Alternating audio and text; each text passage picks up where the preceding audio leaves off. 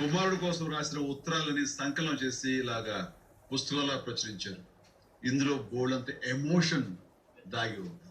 కొడుకు ఫ్యూచర్ కి ఉత్తరాలతో ఊపిరి పోసిన తండ్రి, నిజాయితీగా వ్యవహరిస్తూ తోటి ఉద్యోగులకు ఆదర్శంగా నిలిచిన పోలీస్, విలువలతో కూడిన విద్య నేర్పే సంస్థలను స్థాపించి సమాజానికి మార్గదర్శిగా నిలిచిన వ్యక్తి సోమిరెడ్డి గారు. అలాంటి మనిషి నాతో ఫస్ట్ కంటెస్టెంట్ గా ఆడటం అనేది నాకు చాలా సంతృప్తి ఇచ్చింది.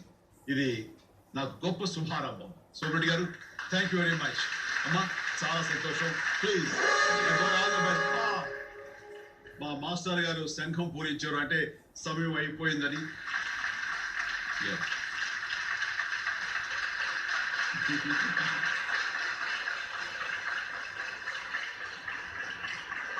ఇది ఎవరు చూసి నేను స్వయంగా మీ గురించి రాసిన కవిత.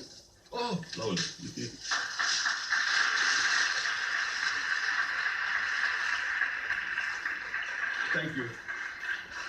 సో కవిత మీరే చదివి వినిపించండి. సినీ వినీలాకాశపు వీధుల్లో శిరస్సు ఎత్తి విహరించిన జ్ఞాపకాలు గుర్తు చేస్తున్నాయి.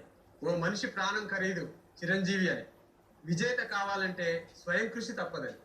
అంతఃసంఘర్షణ హీరోని చేస్తుందని. ధైర్యవంతుడు ఛాలెంజ్ చేస్తే చక్రవర్తి కాగలడని. రక్తదానం చేయాలని అభిలాష ఆపద్బాంధవునిగా మార్చి చిరంజీవిగా చేస్తుందని. సినీ వినీలాకాశపు వీధుల్లో శిరస్సు ఎత్తి విహరించిన జ్ఞాపకాలు గుర్తు చేస్తున్నాయి. Thank you so much. ఇది ఎప్పుడు గుర్తుపెట్టుకుంటాం. Thank you very much. నమస్తే అమ్మా.